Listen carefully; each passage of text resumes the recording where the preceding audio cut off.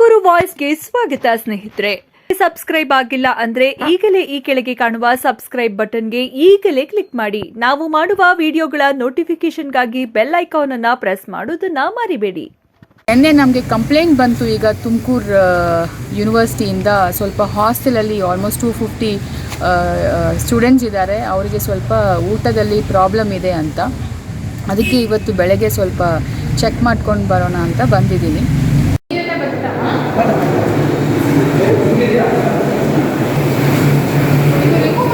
Plastic ಎಲ್ಲ ಬೇಡ, ದಯವಿಟ್ಟು 30 ರೂಪೀಸ್ ಕಾಟನ್ ಬಟ್ಟೆ ಸಿಗುತ್ತೆ, ಅದರಲ್ಲಿನೇ ಮಾಡಬೇಕು. ಇದರಲ್ಲಿ ಮಾಡಿದ್ರೆ ಕ್ಯಾನ್ಸರ್ ಬರುತ್ತೆ ಅಪ್ಪ. ಸ್ಟವ್ ಮೇಲೆ ಪ್ಲಾಸ್ಟಿಕ್ ಎಲ್ಲ ಇಡ್ತಾರ. ಇದೆಲ್ಲ ನಾವು ಹೇಳಿ ನಿಮಗೆ ಇದು ಮಾಡೋ ವಿಚಾರ ಅಲ್ಲ, ನಿಮಗೆ ಗೊತ್ತಿರಬೇಕು. ದಯವಿಟ್ಟು ಇದನ್ನು ಚೇಂಜ್ ಮಾಡಿ. ನಾನು ನಾಳೆ ಬೆಳಗ್ಗೆ ಬರ್ತೀನಿ.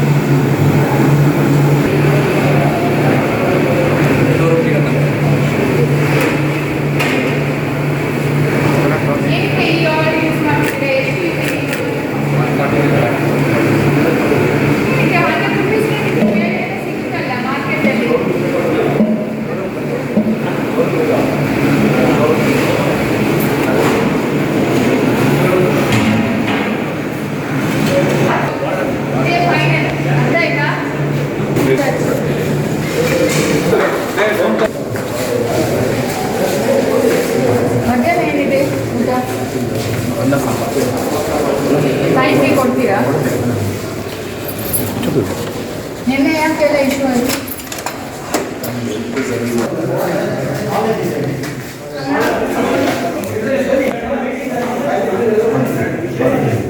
ಏನಿದು ಆಯಿಲ್? ಅದೇ ಪ್ರೈಸ್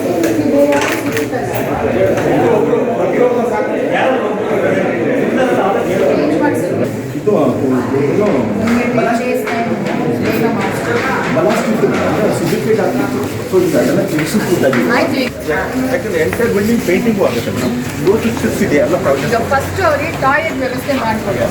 ಮೊನ್ನೆ MG ರೋಡಲ್ಲಿ ಅದೇ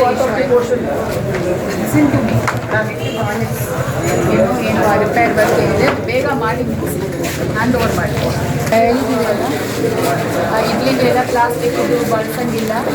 ಮತ್ತು ಆಯಿಲ್ ಎಲ್ಲ ಪ್ಲೀಸ್ ಈಗ ಏನು 140 ರೂಪೀಸ್ ಎಲ್ಸ ಫುಡ್ ಆಲ್. ಮತ್ತು ಎಲ್ಲ ನೀಟಾಗಿ ಸ್ಟೋರ್ ಮಾಡಿ.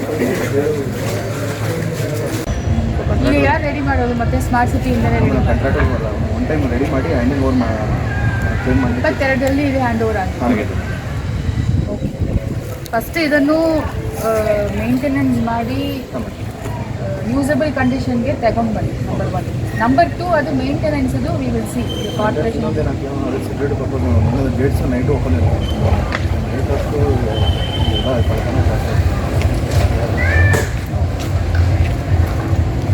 ಆಯಿತು.